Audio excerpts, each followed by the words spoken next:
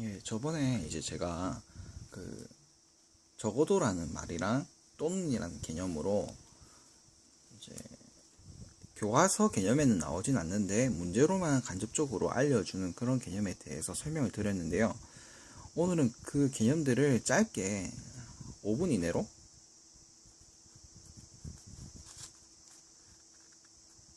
제가 정리를 해드리려고 해요. 자, 먼저 적어도라는 개념은요, 일단 계산 과정이 너무 귀찮을 때, 계산 과정이 많아질 것 같다, 계산 많아질 것으로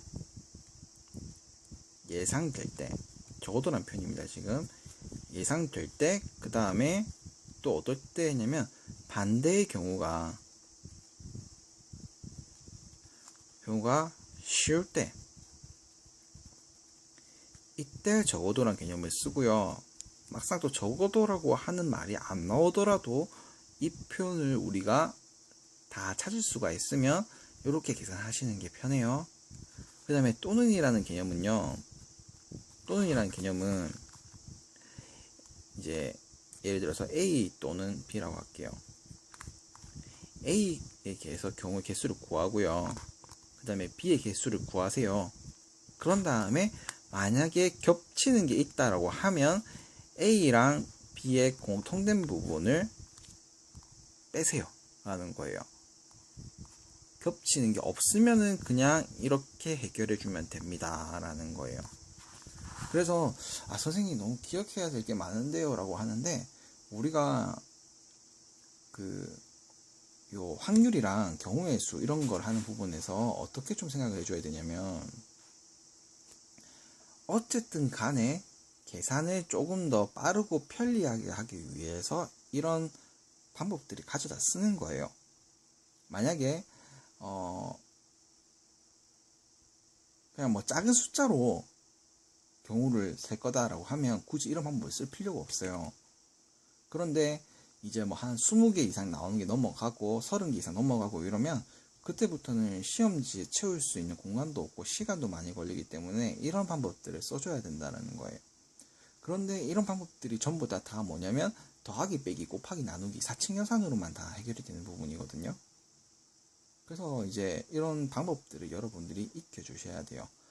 아직 선생님 이거 저 너무 감이 안 잡혀요 라고 하시는 분들 같은 경우에는 제가 말씀드릴 거는 딱 하나밖에 없어요. 미적분보다 문제를 풀었을 때 풀어나가는 방향성이 계속 확실해지는 게 뭐냐면 요 확률과 통계예요. 하루에 정말 그냥 아무리 못해도 진짜 너무 엄청나게 노는 날이라 하더라도 시험을 치기 전까지, 지금 이 순간부터 수능을 치기 전까지 요 확률과 통계 이 부분을 하루에 5문제는 무조건 풀어주세요. 하루에 5문제. 정말 쌤 오늘은 시간 없어요. 하루에 1문제라도 푸세요. 그러면 이게 확률과 통계는 나중에 문제를 풀다 보면 이 문제에서 순열이 쓰이기도 하고 조합이 쓰이기도 하고 순열조합 다 쓰이기도 하고 혹은 순열조합이 안 쓰이는 경우도 있고요. 확률 문제만 풀더라도 순열이랑 조합을 써야 되는 경우도 있고, 나중에 뭐 조건부 확률이라고 해가지고 나오는 것도 있고, 정말 이게 여러가지 개념, 어느 문제에서 어떤 개념이 섞여 나오는지는 모르고 이 개념으로 저 개념을 문제로 풀 수도 있는 거예요. 어차피 다 사칙연산이 다 엮이는 거니까요.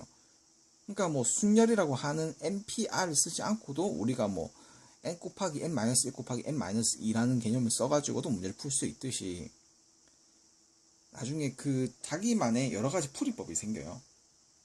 그래서 일단 지금은 여러분들이 한 하루에 5문제에서 20문제 사이 풀어가면서 무조건 규칙적으로 감을 잡으시고, 어느 정도 나 이제 이런 파트에 대해서 감이 잡혀라고 하시는 분들은 다른 풀이법들을 한번 알아보세요. 아마 좀 좋은 문제집들 같은 경우에는 다른 풀이라고 해가지고 다른 풀이법도 설명해 두는 게 있는데, 다른 풀이가 오히려 더 복잡할 수도 있고요, 간단할 수가 있어요. 근데 그 풀이법조차도 여러분들이 이렇게 생각할 수도 있구나 라고 하면서 익혀 두시는 거라는 거죠.